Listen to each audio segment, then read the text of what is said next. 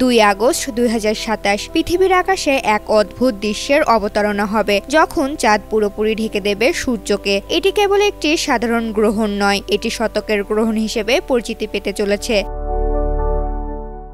দক্ষিণ ইউরোপ, উত্তর আফ্রিকা এবং মধ্যপ্রাচ্যের কিছু অঞ্চলের মানুষ এই পূর্ণ সূর্যগ্রহণের সাক্ষী হতে পারবেন। ওয়ালটন এখন দেশের সীমানা পেরিয়ে পৌঁছে গিয়েছে 50টিরও বেশি দেশে।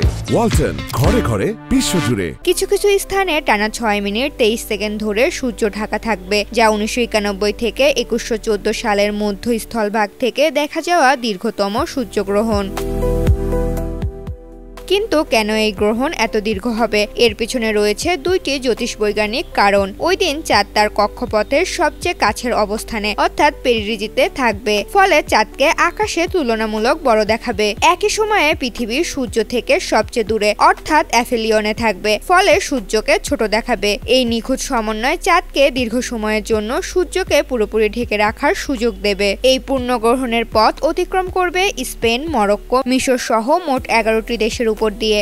মিশরের লাক্সর শহরের সবচেয়ে দীর্ঘ সময় অর্থাৎ 6 মিনিট 23 সেকেন্ডের জন্য সূর্য ঢাকা পড়বে। ইউরোপের বেশিরভাগ অংশ, উত্তর আফ্রিকা ও পশ্চিম এশিয়ার পাশাপাশি ভারতের কিছু অংশ থেকেও আংশিক সূর্যগ্রহণ দেখা যাবে।